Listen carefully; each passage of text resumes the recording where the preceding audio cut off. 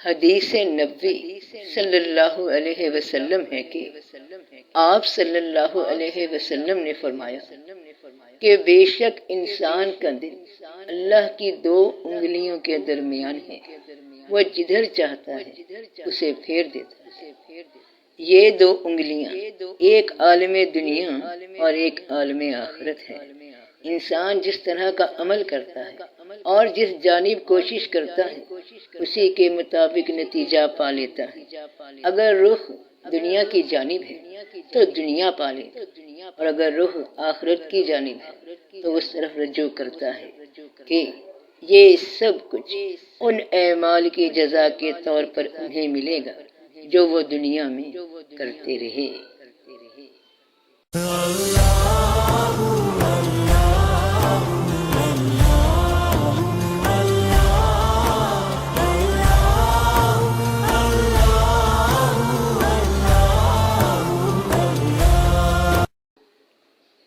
نفس کے تزکیے میں کوشش کر کے چھوڑنا پڑتا ہے، لیکن محبت میں سب خود بخود چھوٹ جاتا ہے، یعنی قرب انسان کو متقی بنا دیتا ہے۔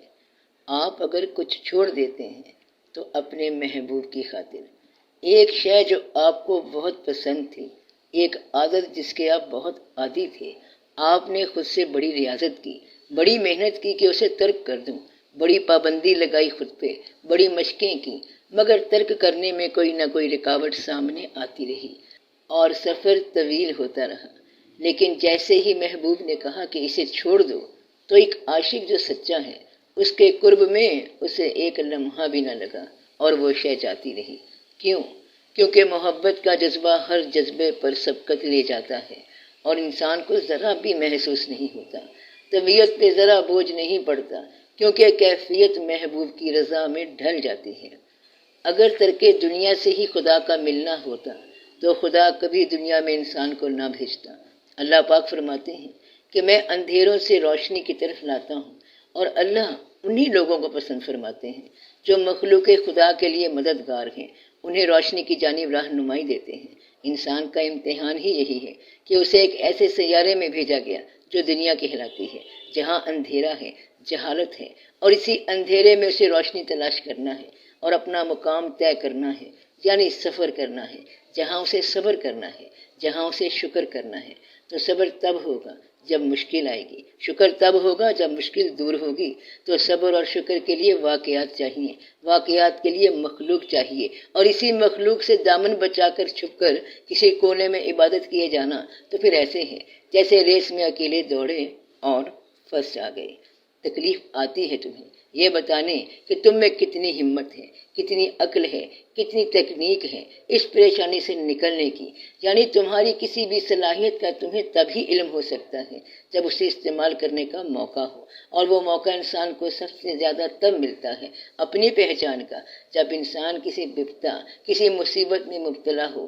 جیسے کہتے ہیں کہ ضرورت ایجاد کی ماں ہے، ضرورت پڑتی ہے تو انسان کسی جانب کوشش کرتا ہے۔ اب اگر کوئی ضرورت ہی نہ پڑے صبر کرنے کی، شکر کرنے کی، تو پھر آزمائش کیسی؟ آزمائش سے مراد یہ نہیں کہ اللہ تمہیں آزما رہا ہے، بلکہ آزمائش تمہارے لیے تمہاری خوبیوں اور خامیوں کو دریافت کرنے کا نام ہے، کہ خود کو آزماؤ کہ تم کیا ہو، اور جو مشکلوں کا سامنا ہمت سے کر کے ان کا کوئی حل نکال لیتے ہیں وہی کامیاب ہوتے ہیں اپنی آزمائش میں۔ رب تمہیں اس لیے نہیں آزماتا کہ اس کا کچھ فائدہ ہے، بلکہ وہ تمہیں ہی تمہاری اندر چھپی ہوئی صلاحیتوں سے آگاہ کرنے کا انتظام کرتا ہے۔ یاد رکھنا کہ آزمائش میں صلاحیتیں اشکار ہوتی ہیں۔ اس بات کو سمجھنے کے لیے ایک سادی سی مثال بیان کرتی ہوں، بلکہ ایک کہانی سن لیں کہ 2 مینڈک تھے، وہ ایک دودھ کی دیگچی میں جا گرے۔ دیگچی کا پیندہ ذرا گہرا تھا، اب دونوں بڑا گھبرائے کہ کیسے نکلیں گے اب اس مصیبت سے کہ جان بچ سکے۔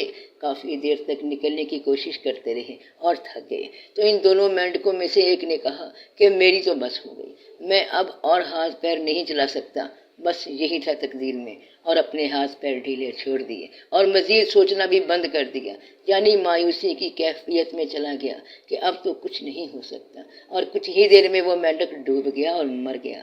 لیکن دوسرا مینڈک جو اس کے ساتھ اسی مصیبت میں مبتلا تھا، یعنی انہی حالات کا شکار تھا جس میں پہلا مینڈک تھا، لیکن اس نے ہمت نہ ہاری اور اپنے دل میں ارادہ کر لیا کہ مجھے ہر صورت یہاں سے نکلنا ہے، اور اس نے ہاتھ پیر مارنے نہیں چھوڑے، یہاں تک کہ دودھ کی سطح پہ اس کی کوشش کی بدولت ملائی کی ایک تہہ بن گئی، اور دوسرا مینڈک اس تہہ پر چڑھ کر دیچکی سے باہر نکل گیا۔ ذرا سوچئے بہن بھائیوں، بیٹے بیٹیوں، کہ وہ دودھ کی سطح پہ جو ملائی بنی وہ اس کی کوشش کے نتیجے میں ایک طرح سے غیب کی مدد تھی۔ تو پریشانی، دکھ، تکلیف ہمیشہ تمہاری اندر کی صلاحیت کو جگانے کے لیے آتے ہیں۔ اگر انسان پر ہمیشہ ایک ہی جیسے حالات رہیں تو اس کی قابلیت، اہلیت کبھی نہ اس پر آشکار ہو، نہ منظر عام پر آ سکے۔ تو سب کا بھلا، سب کی خیر، جیتے رہو بہن بھائیوں، بیٹے بیٹیوں، فی امان اللہ۔